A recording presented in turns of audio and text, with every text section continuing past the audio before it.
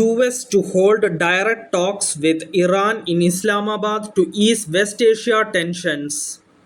US President Donald Trump is sending a delegation led by Vice President JD Vance and other top officials to Islamabad for direct talks with Iran aimed at ending weeks of conflict in the West Asia region. White House Press Secretary Caroline Leavitt said that the negotiating team will include Middle East Special Envoy Steve Witkoff and President Trump's son-in-law Jared Kushner, with the first round scheduled for Saturday morning. Iranian President Masoud Pezeshkian confirmed Tehran will attend the Islamabad talks following a telephone conversation with Pakistan Prime Minister Shehbaz Sharif.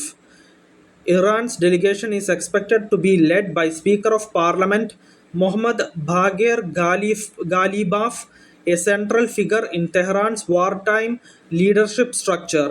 The negotiations follow a 2 week ceasefire window announced by President Donald Trump yesterday after what the administration described as a decisive military campaign against Iran. Ms. Leavitt said Iran's ability to arm proxy groups in the region has been significantly curtailed following US and Israeli strikes that began on February 28th. Meanwhile, sporadic fighting continues in the region, particularly in Lebanon, where Israel is striking Hezbollah targets. Iran has claimed these attacks violate the ceasefire. Iranian Foreign Minister Abbas Araghchi said that the country is seeing the massacres in Lebanon.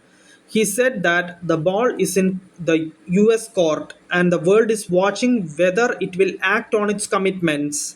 Lebanon's health ministry has said that Israeli strikes yesterday killed 182 people, the highest single day death toll in the Israel Hezbollah war.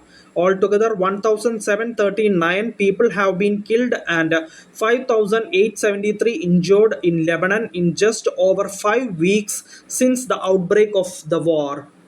In a statement, Israeli Prime Minister Benjamin Netanyahu's office said it supports Trump's decision to suspend strikes against Iran for 2 weeks, but that it doesn't include the war with Hezbollah in Lebanon.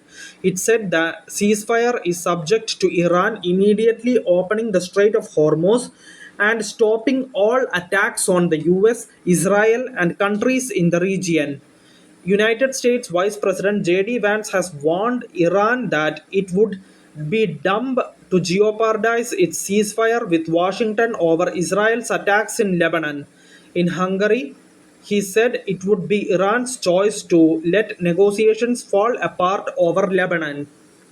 French President Emmanuel Macron has said that he told the leaders of Iran and the United States that he hoped a ceasefire between them would be respected in Lebanon and across all areas of confrontation as Israeli strikes continued to hit Beirut. The strategic Strait of Hormuz remains a key point of tension. Iranian media said Tehran has largely blocked the passage, while the White House says it has observed an uptick of traffic in the strait today. The IRGC Navy announced alternative transit routes for ships to avoid sea mines after vowing to reopen the Strait of Hormuz as part of the ceasefire negotiations. Thank you for listening. Thank you for watching. Thank you, everyone. Bye.